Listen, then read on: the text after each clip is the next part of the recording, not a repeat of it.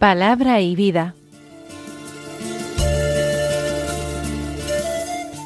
Con el padre Manuel Horta, desde Sevilla.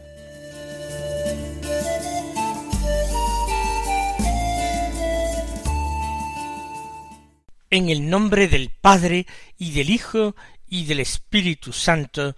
Amén. Alabados sean Jesús y María. Muy buenos días, queridos amigos, oyentes de Radio María y seguidores del programa Palabra y Vida. Hoy es el sábado de la 32ª semana del tiempo ordinario. Por ser sábado, recordemos que es el día mariano por excelencia de la semana, y que nosotros procuraremos recordar y honrar a la Santísima Virgen María, Madre de Dios y Madre nuestra, de una forma particular. Pero hoy es también 15 de noviembre. En este día la Iglesia celebra la memoria de San Alberto Magno, un santo medieval, gran intelectual, un santo que es el patrono de los científicos y que nos ayuda a derribar ese viejo mito de que la Edad Media fue una época de oscuridad, cuando fue una época realmente brillantísima en todas las disciplinas intelectuales y desde luego en la vivencia y en la confesión de la fe. Alberto había nacido en Alemania, en Lauingen, en torno al año 1206, extraordinariamente dotado intelectualmente. Fue enviado por su familia a estudiar a Italia en primer lugar, en Padua, y más tarde se dirigió al que era quizás el centro de estudios más famoso e importante de Europa, la Sorbona de París. Allí en París conoce a la orden fundada por el español Santo Domingo de Guzmán, la orden de los dominicos, orden de predicadores, y allí ingresó como fraile. Después de su formación y de su ordenación sacerdotal, fue destinado, otra vez por sus superiores, a la enseñanza, y ejerció su magisterio en distintos lugares, y notablemente en la misma Sorbona de París, donde fue profesor de uno de los alumnos más brillantes del siglo, que fue Santo Tomás de Aquino, también dominico. Fue ordenado obispo y consagrado obispo de Ratisbona, en Alemania. Allí puso todo su empeño en pastorear a su diócesis y pacificar los pueblos y ciudades en una época de gran conflictividad social y política. Escribió muchas obras de teología, pero también de ciencias naturales. Murió también en Alemania, en la ciudad de Colonia, en el año 1280. Vamos a escuchar ahora la palabra de Dios que se proclama en la liturgia de la misa del día. Tenemos por última vez como primera lectura a un texto del libro de la sabiduría. No se le da demasiada importancia en el leccionario, por tanto, con 5 días de lunes a sábado que se le dedican al libro de la sabiduría, no se lee más. Hoy, en el capítulo 18, se leen los versículos 14 al 16, y en el capítulo 19, los versículos 6 al 9. Dice así: cuando un silencio apacible lo envolvía todo, y la noche llegaba a la mitad de su carrera, tu palabra omnipotente se lanzó desde el cielo, desde el trono real, cual guerrero implacable sobre una tierra condenada al exterminio. Empuñaba la espada afilada de tu decreto irrevocable. Se detuvo y todo lo llenó de muerte mientras tocaba el cielo, pisoteaba la tierra. Toda la creación obediente a tus órdenes, cambió radicalmente su misma naturaleza para guardar incólumes a tus hijos. Se vio una nube que daba sombra al campamento, la tierra firme que emergía donde antes había agua, el mar rojo convertido en un camino practicable, y el oleaje impetuoso en una verde llanura, por donde pasaron en masa los protegidos por tu mano, contemplando prodigios admirables. Pacían como caballos y retozaban como corderos, alabándote a ti, Señor, su libertador. Hay dos partes en el texto. En la segunda, lo hemos visto con mucha claridad, se hace una evocación poética, simbólica, de la liberación de Israel de Egipto por ese brazo fuerte y mano extendida de Dios. La liberación de Egipto, que es un verdadero paradigma de todas las liberaciones que Dios efectúa en la historia de los hombres, también de esa liberación nuestra, de esa liberación personal del pecado que Dios realiza en cada uno de nosotros, dándonos vida nueva y por tanto nueva esperanza.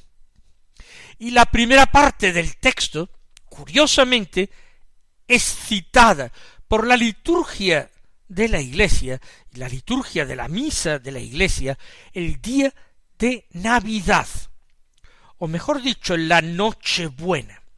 Fijémonos ahora en lo que va diciendo el texto para tratar de hacer conexiones entre este viejo texto del Antiguo Testamento, de la sabiduría de Israel, escrito en griego, y el Nuevo Testamento, la Nueva Alianza, Jesús nuestro Salvador. Habla primero del escenario, un silencio apacible. Lo envolvía todo y la noche llegaba a la mitad de su carrera. Puede entenderse en un doble sentido. En un sentido temporal está hablando de la noche que sucede al día, una noche pacífica en que hay silencio, silencio apacible, silencio lleno de paz que lo envuelve todo, y la noche está, dice, en la mitad de su carrera. Pero puede referirse también a un momento, a un tiempo en la historia de los hombres. Por ejemplo, la noche, llegada a la mitad de su carrera, puede ser el mundo sumergido en las tinieblas de la ignorancia, en las tinieblas del paganismo, que el mismo libro de la sabiduría, en el texto de ayer, criticaba y censuraba. Un silencio apacible lo envolvía todo. ¿Por qué? Porque había paz. Recuerden ustedes, en ese momento particular, al comienzo de la historia del Imperio Romano, bajo el dominio de Octavio Augusto, él consigue someter el mundo conocido a esa paz que se llamó la paz octaviana, en la cual, en ese tiempo de paz, nació nuestro Señor Jesucristo. Hay noche oscura, porque el mundo no conoce todavía al que es la luz del mundo. Es noche porque domina en la tierra la oscuridad de la ignorancia. Los hombres no conocen al verdadero Dios. Pero hay paz. Se ha producido el silencio, no entrechocan las armas de guerra. Y en ese momento de paz, en la oscuridad, o quizás la noche de la natividad de nuestro Señor Jesucristo, ya que este texto es citado, como hemos dicho, en la liturgia de la Navidad, dice: tu palabra omnipotente se lanzó desde el cielo, desde el trono real, cual guerrero implacable sobre una tierra condenada al exterminio. La palabra omnipotente, ¿cuál es? El Verbo de Dios, el Logos, el Hijo único del Eterno Padre. Para nosotros encarnado, Jesucristo nuestro Señor. Palabra de Dios y palabra omnipotente, porque es Dios de Dios, es luz de luz y Dios verdadero de Dios verdadero.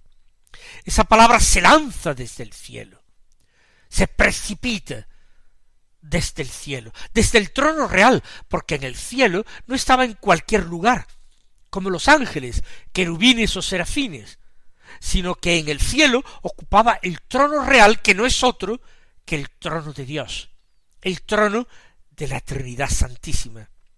Se precipita desde el cielo, se precipita desde el trono real, se lanza como un guerrero implacable, porque ese es el Hijo de Dios, ese que es llamado por el profeta Isaías, Dios fuerte y príncipe de la paz, Dios guerrero, que tiene a hombros el principado, ese que el Apocalipsis describe montado en un caballo blanco, ese que lleva en la boca una espada de doble filo, que es la palabra de Dios. Ese es el guerrero implacable, es príncipe de la paz, pero al mismo tiempo viene armado con la espada del Espíritu, que es la palabra de Dios, para proclamarla, porque Él es el Verbo, es la palabra, y viene, se precipita sobre una tierra condenada al exterminio, porque está condenada por sus pecados, por su ignorancia, por su oscuridad. Ahí está el motivo por el que la liturgia de la Navidad cita este texto, ve en esta palabra omnipotente, en esta sabiduría que se lanza desde el cielo a una tierra condenada al exterminio, ve el nacimiento del Hijo de Dios. Sigue diciendo: empuñaba la espada afilada de tu decreto irrevocable. Esa espada afilada, espada de doble filo, que entra hasta lo hondo del corazón humano, hasta las junturas, entre la carne y los huesos, hasta la médula, esa espada es la espada de la palabra, del decreto irrevocable de Dios. Un decreto que es salvación para los hombres, porque llegado el momento oportuno, llegada la plenitud de los tiempos, Dios hizo salvación del género humano por medio de ese Hijo único Jesucristo, encarnado en el seno de la Virgen María, de la Virgen Madre. Empuñaba esa espada afilada con un decreto irrevocable, lleno de salvación. Se detuvo y todo lo llenó de muerte, mientras tocaba el cielo, pisoteaba la tierra. ¿Cómo es que lo llenó de muerte, si él mismo era la vida de los hombres? Si en la palabra estaba la vida, ¿cómo lo llenó de muerte? Porque esta palabra es juez, porque a esta palabra, a este verbo, se le ha dado el poder de juzgar, y todo lo que encuentra en la tierra lo encuentra reo de muerte, lo encuentra culpable, pero él va a asumir esa muerte. Por eso él encuentra el mundo lleno de muerte, la muerte que él va a aceptar, asumir, para que los hombres, sus hermanos, no tengan que sufrirla, para que ellos sean salvos. Él se mantenía en contacto con Dios, tocaba el cielo, pero pisaba la tierra. Él era verdadero Dios que tocaba el cielo, pero verdadero hombre que pisaba la tierra. Toda la creación, añade el autor del libro de la sabiduría, obediente a tus órdenes, cambió radicalmente su misma naturaleza para guardar incólumes a tus hijos. ¿De qué está hablando el libro de la sabiduría? Pues que Dios se ha decidido a obrar la salvación de los hombres de veras, que va a poner toda la creación, todo el universo, al servicio de sus planes de la creación, y que toda la creación es obediente a sus órdenes. Él podrá cambiar momentáneamente con sus signos de salvación las leyes inmutables de la física, de la química. Él cambia radicalmente la misma naturaleza para guardar incólumes a tus hijos, para guardarlos sin peligro, sin daño, sin herida. Todo se pone al servicio de la salvación de los hombres. Dios lo pone al servicio de la salvación de los hombres, incluso cambiando la naturaleza de las cosas y sus leyes. Y ahora se describe como ejemplo de esa salvación, la salvación de Israel, su salida de Egipto, el éxodo. Se vio una nube que daba sombra al campamento. Así lo describe el libro del Éxodo. El campamento de Israel queda oculto a los ojos de sus enemigos. La tierra firme que emergía donde antes había agua, el mar Rojo, convertido en un camino practicable. Es el paso del mar Rojo, dice, hay tierra firme, donde antes había aguas infranqueables, y el mar Rojo se convierte en un camino para que pasen los hijos de Israel. No vemos hasta qué punto cambió radicalmente la misma naturaleza de la creación para guardar incólumes a tus hijos. Y ahora Dios bendice las aguas para que en ellas los hombres encuentren muerte para el hombre viejo, pero renazcan como criaturas nuevas, como hombres nuevos para Dios, para hijos de la bendición, no para hijos de la maldición. El oleaje impetuoso se convierte en una verde llanura por donde pasaron en masa los protegidos por tu mano, contemplando prodigios admirables. Y lo que Dios realiza en el Antiguo Testamento lo realiza de una manera más admirable y sorprendente aún en esa salvación definitiva de Jesucristo. Ese sacrificio de la nueva alianza que no necesitará repetirse porque es perfecto. Pacían como caballos, retozaban como corderos, los que habían sido salvados, alabándote a ti, Señor, su libertador. Y a eso estamos llamados nosotros, a saltar, a brincar, a retozar, a alimentarnos como corderos, como caballos, despreocupados de cualquier asunto grave e inquietante, libres, felices, alabándote a ti, Señor libertador. Este es el último mensaje del libro de la sabiduría. Esta es la gran esperanza del creyente. Para nosotros se convierte, a través del libro de la sabiduría, en la gran esperanza cristiana, que ella nos abra de nuevo a la alabanza y a la bendición de Dios, a vivir seguros, sin temor, a sentirnos protegidos por Dios, que cambia el universo entero y lo pone al servicio de su plan de salvación.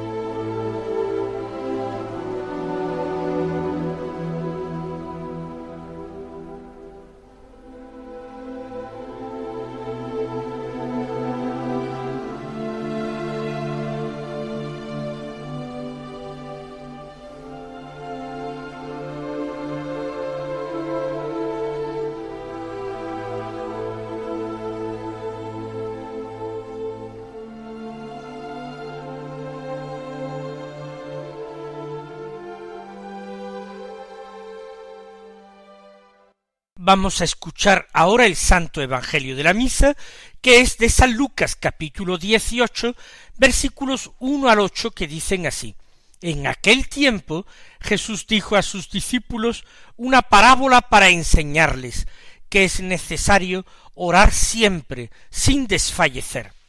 Había un juez en una ciudad que ni temía a Dios ni le importaban los hombres. En aquella ciudad había una viuda que solía ir a decirle: hazme justicia frente a mi adversario.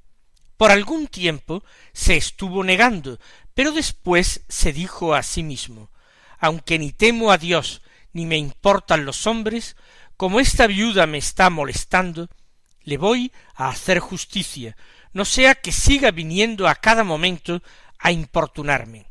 Y el Señor añadió: fijaos en lo que dice el juez injusto. Pues Dios no hará justicia a sus elegidos, que claman ante él día y noche, o les dará largas. Os digo que les hará justicia sin tardar. Pero cuando venga el Hijo del Hombre, ¿encontrará esta fe en la tierra? Jesús, en este Evangelio de San Lucas, que es el Evangelio de la misericordia, pero es también el Evangelio de la oración, imparte a sus discípulos una enseñanza sobre la oración. Les narra una parábola para enseñarles que es necesario orar siempre sin desfallecer.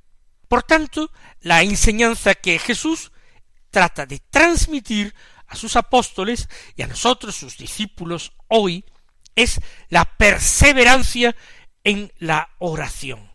No dejarlo nunca, cueste lo que cueste, pese a quien pese, aunque tenga que morir en el empeño, no abandonar la oración. Orar siempre.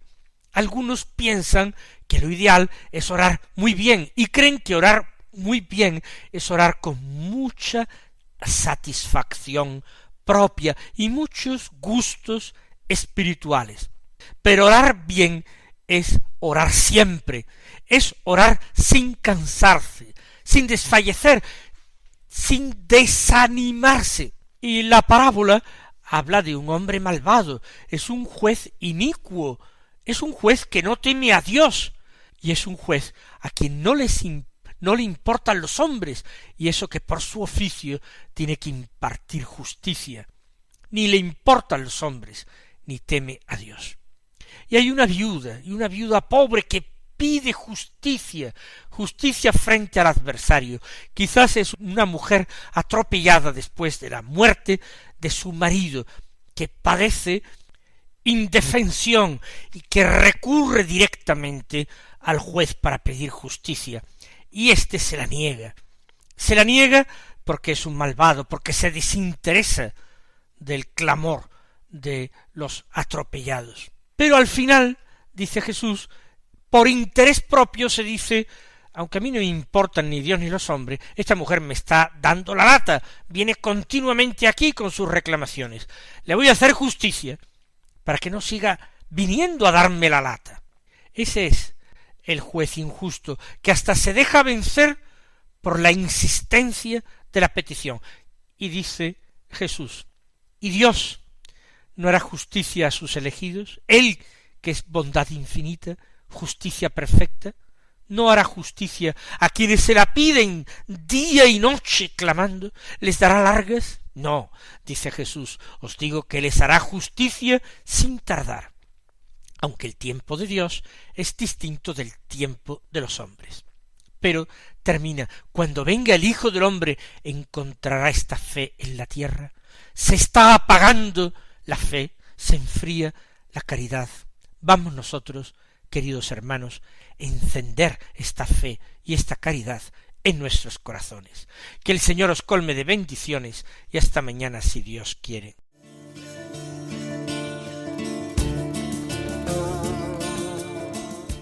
Han escuchado en Radio María Palabra y Vida,